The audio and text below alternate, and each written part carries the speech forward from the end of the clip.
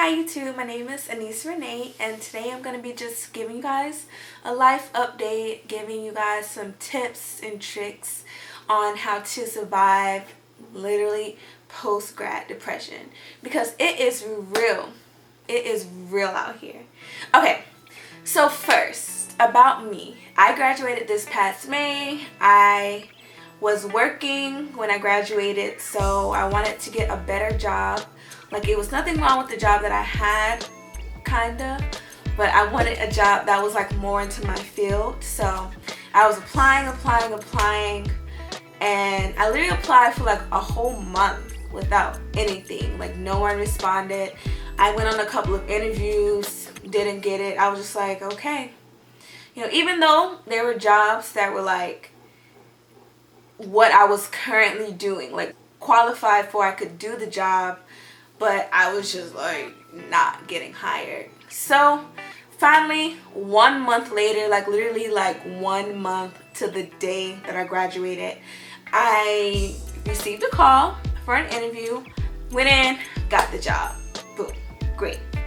Yeah, but like I'm also trying to go to medical school, so that full-time job plus me applying, taking my MCAT, doing secondaries, that's what my summer has consisted of. I haven't literally gone out with my friends at all.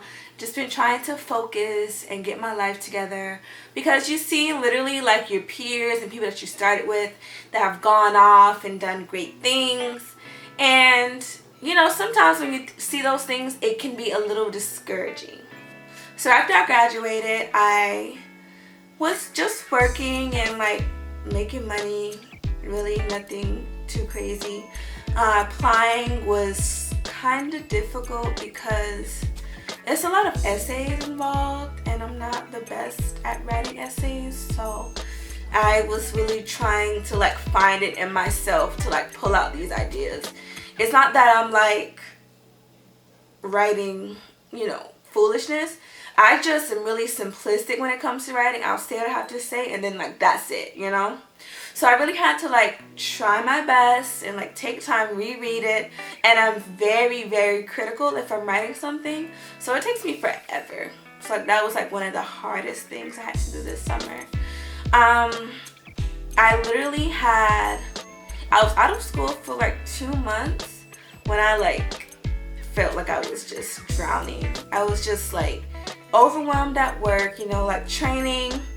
You know, everyone is just like expecting so much out of you when you start a new job or start a new position, and it's just like, you know, give me a second, like I just started, you know. So I went out and got me a planner. I was like, you know, I thought I would never need a planner again. You know, I'm not in school, I don't have any tests or due dates, but I was like, girl, like I'm the type of person that if I don't write it down, it's just gonna be in my brain. Like, I'm like, okay, I have to wake up at this time, I have to do this, I have to pick up my dog, I have to, you know, like do all of these things, and it just drives me crazy.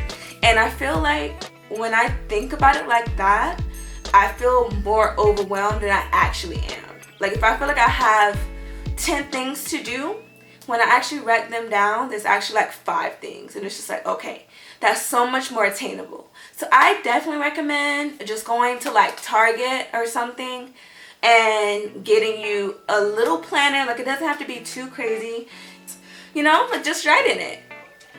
Like, nothing can hurt.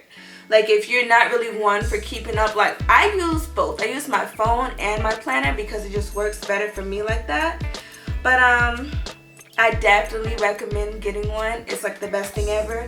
You know, you can write like doctor's appointments, birthdays. Like, I hate when I miss people's birthdays, so I definitely write birthdays here.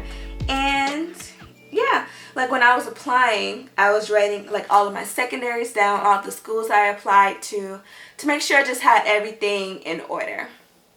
Honestly, there's nothing wrong with like seeing your peers and receiving motivation from them, but I feel like it becomes a problem when you're looking at them and comparing yourself too much. So that's kind of what I want to talk about today, because I feel like just like being a graduate, like in your early 20s, you're gonna always like look at social media. You can always see people that are, doing what they're supposed to do, doing the best things.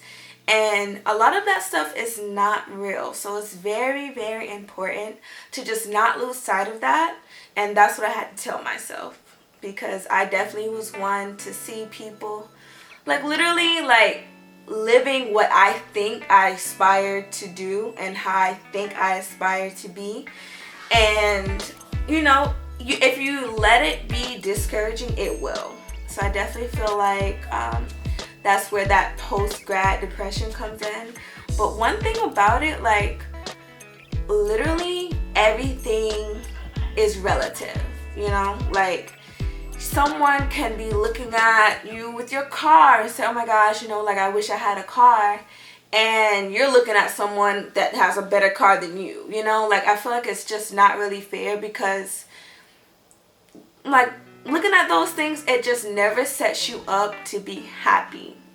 Like I was speaking to someone about like this same situation, and they were literally just like, it's really important to just be happy in the space that you're in. And that's like the best thing that anyone has ever told me, because I'm literally one to always like, not always, but like I look at different things and I want the nicest things, like who doesn't, like what person doesn't want to always, look nice, have nice things, but it's just like some of this stuff, you just really can't compare it. It's like, if it's your time, it'll be for you, like period. Another thing that I wanted to talk about is getting hobbies. So I feel like to cope with stress, you have to have something that you're doing to occupy your time. If you're just gonna sit and think about these things that stress you out, you're gonna become more stressed, and that doesn't help anyone. So things that I found that are good to help with stress and calm your nerves is reading.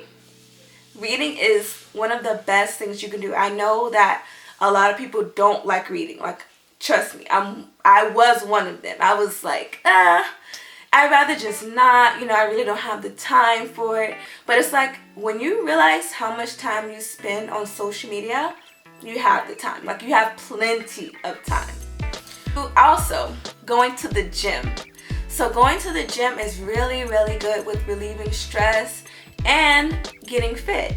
So you can kill two birds at one stone. If you're not really like a weightlifter person, then just do some cardio. 30 minutes to an hour of cardio would be great, and you'd literally see the results if you stick to it. So I definitely recommend the gym. And meditation, prayer, seeking God, all of that is definitely going to help if you're feeling overwhelmed and stressed. I know a lot of people, they think about it. Like, they think about the idea of, just taking yourself out of your surroundings, and it helps. It helps. Just take a couple of minutes to just talk everything out in your mind and just be quiet. If you want to do it first thing in the morning, in the middle of your day, or even at night, I think it'll really help when it comes down to finding your center and talking your problems out with God. It'll be really nice. Trust me. College tips. These are tips that literally helped me get through college and find my way, and I'm pretty sure they will help you. Okay. First thing you want to do is make sure that your major or your discipline that you're going into is something that you really want. I know so many people that have literally completed 4 years of college and they don't want their degree. Like, they can't work with it. They don't want to do anything in that field, but they have a whole degree, debt, time, all of that for no reason. So just make sure that when you sign up for these, you can even switch your major. Like, you don't have to know at first. If you want to switch your major, by all means, do that. But just make sure you know that you pick the right choice. Like, you just want to pick the right thing. Also, number 2, you want to get involved. Get involved with clubs that are doing good on campus. Get involved with sororities, fraternities, things like that that are just going to help you, get out of your shell, get out of your comfort zone. Get friends that have the same mindset as you. I feel like that's really important. And get involved in multiple organizations. You don't have to just stick to one thing. I feel like, especially if you're doing any post-grad, acceptances, you want to have a lot of good things on your resume that show the admission committees what type of person you are. So you want to make sure that you get involved, take on leadership positions, and, show up, do your best. But you have to keep good grades. That's my third point. Very, very important. It doesn't matter how many clubs, how many people you know. If your grades are trash, if your grades are trash, crazy, it doesn't matter. So make sure you do that. Thanks for watching. Hope my tips helped. My life is still in shambles, but hopefully I helped you.